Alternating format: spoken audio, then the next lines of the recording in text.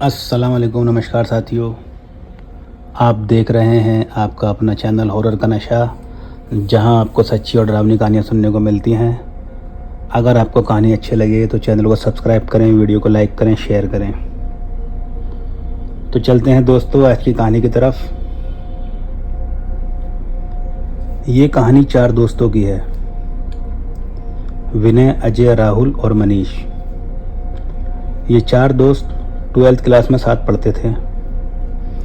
चारों की उम्र लगभग बराबर ही है और चारों के घर भी आसपास ही हैं। साथ में स्कूल जाते थे और घूमते फिरते थे। एक दिन राहुल के घर वाले कहीं गए हुए थे, तो राहुल ने अपने तीनों दोस्तों को घर पर रुकने को बोला। वैसे भी ये लोग एक दूसरे के घर में आते जाते रहते थे,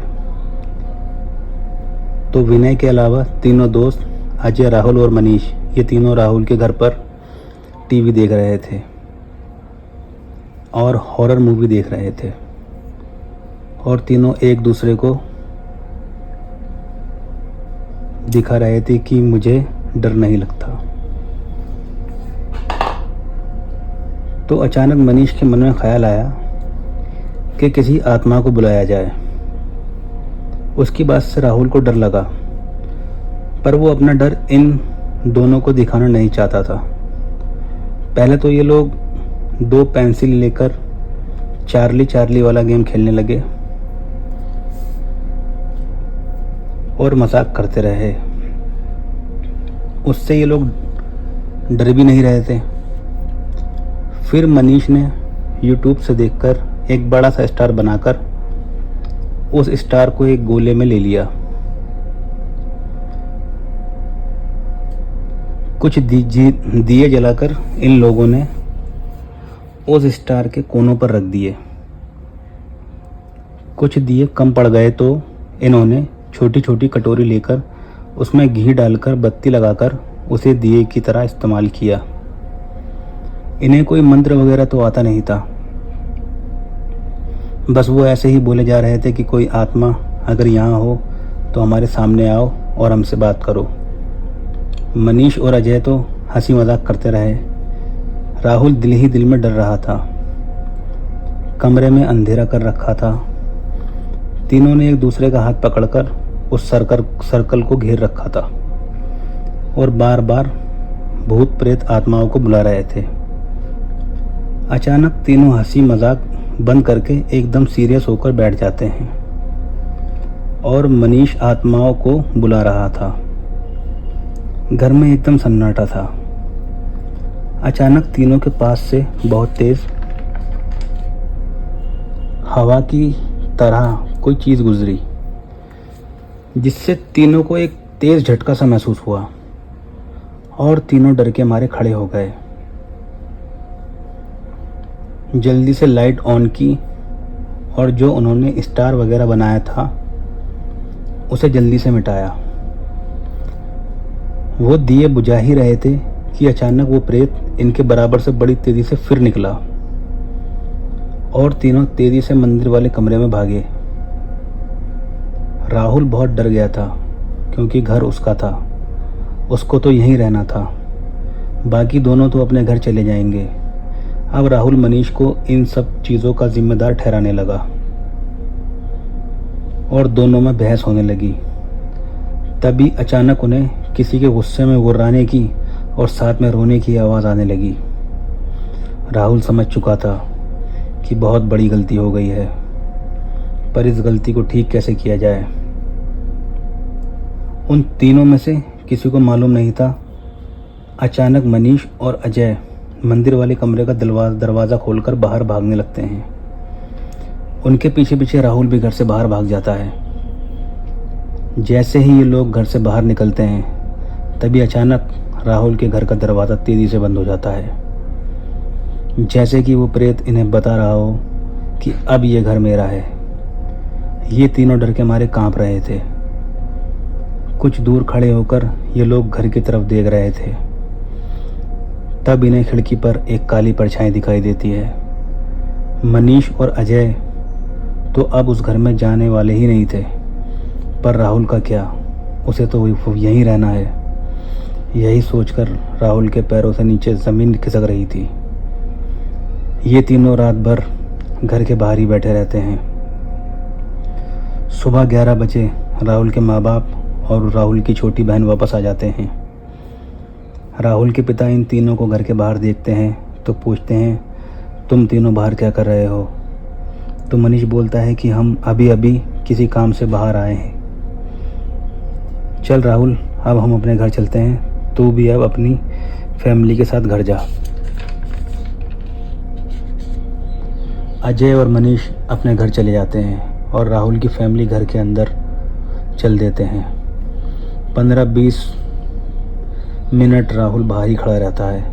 वो देखना चाह रहा था कि अंदर इसकी फैमिली को कुछ दिखता है क्या। तभी इसके पिता आवाज़ लगाकर इसे अंदर बुलाते हैं। घर का सारा सामान बिखरा पड़ा था, फ्रिज भी खुला पड़ा था।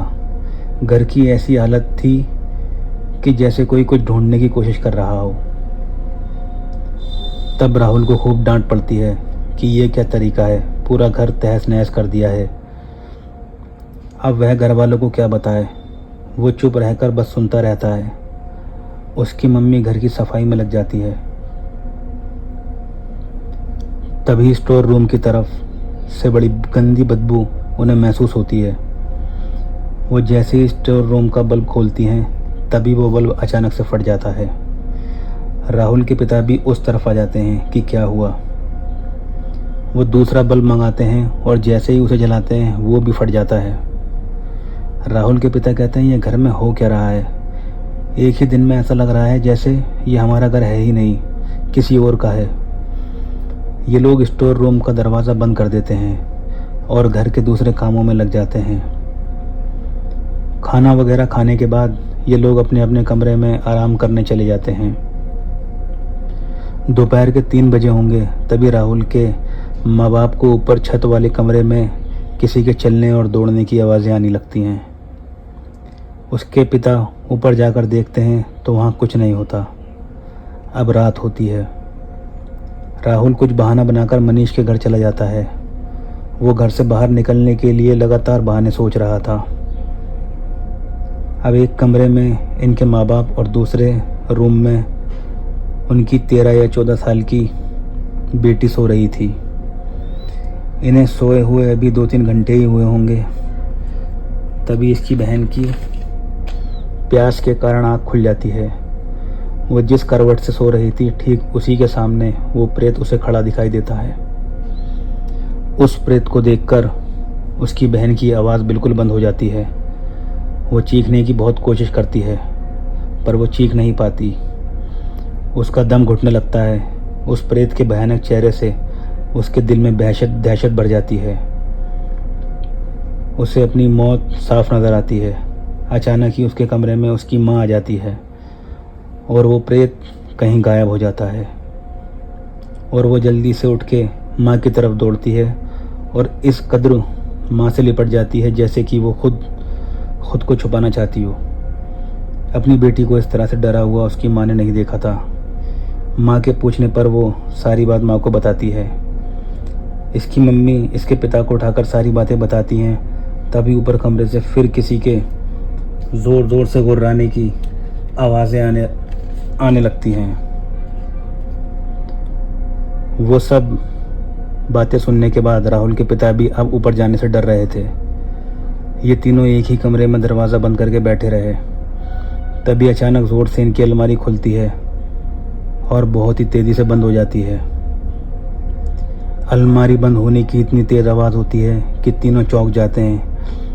वो तीनों भी घर से बाहर निकल जाते हैं। बाहर निकलकर राहुल के पापा राहुल को फ़ोन करके घर बुलाते हैं। उसके आने से पहले ही राहुल के पिता को पता चल चुका था कि इसमें राहुल ने कुछ गड़बड़ की है। राहुल के आने के बाद उसके पिता राहुल पे बहुत गुस्सा करते हैं और सारी बात पूछते हैं। कुछ देर मना करने के बाद राहुल सारी बात बता देता है। उसे लगता है कि सच बता दूंगा तो शायद इस घर से निकलकर कहीं और रहने चले जाएंगे। वो रात उन्होंने किसी रिश्तेदार के घर पर गुजारी जहां राहुल की बहन को बहुत तेज़ बुखार आ गया था।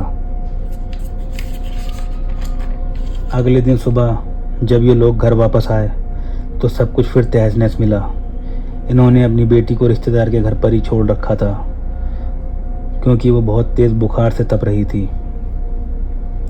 और इतना डर चुकी थी कि घर आना ही नहीं चाहती थी। इन्होंने घर में पूजा पाठ कराने की बहुत कोशिश की पर उस प्रेत ने पूजा पाठ करने से इन्हें रोक दिया। जिस पंडित को ये पूजा पाठ के लिए लाए थे, अचानक उसे महसूस हुआ कि जैसे पंडित की बेटी को कोई मार रहा है, तो वो पूजा पाठ छोड़कर अपने घर भागे। तभी अचानक ऊपर वाले कमरे से बहुत तेज़ आवाज़ें आने लगी, जैसे कोई ज़ोर ज़ोर से दरवाज़ा खटखटा रहा है। राहुल के पिता हिम्मत करके जब देखने गए तो दरवाज़ा और खिड़की दोनों बंद थे। खिड़की के दरवाजे में एक छोटा सा छेद था। उन्हें उस छेद में एक लाल आँख सी नज़र आई। कुछ देर बाद उन्होंने भी उसी छेद से अंदर झांका तो एक 7-8 फुट की काली आकृति, भयानक लाल आँखें, वो बिल्कुल इनकी आंखों के सामने ही खड़ा था। अचानक झटके से खिड़की खुल गई और राहुल और उस प्रेत के बीच सिर्फ खिड़की की सलाखें थी। उसे देखकर राहुल के पिता के पैर की बुरी तरह से जम गए। उस प्रेत ने राहुल के पिता को देखा और ज़ोरदार भयानक हंसी में हंसा और कमरे में आगे की तरफ बढ़ गया। उसे देखकर राहुल के पिता समझ चुके थे कि इससे लड़ना किसी इंसान के बस की बात नहीं है। इस घर में मेरे बच्चे सुरक्षित नहीं हैं। उसी दिन उन्होंने वो मकान छोड़ दिया और कुछ दूर किराए के मकान में रहने लगे। आज भी वो घर खाली पड़ा है। वहाँ आस-पास रह रहे लोगों का रात में भयानक आवाज़ें सुनाई देती हैं और वो काली परछाई नज़र आती है। दोस्तों, ज़रा से मजाक में इन तीनों लड़कों ने अपने लिए बहुत बड़ी मुसीबत बुला ली और राहुल को अपना घर छोड़ना पड़ा।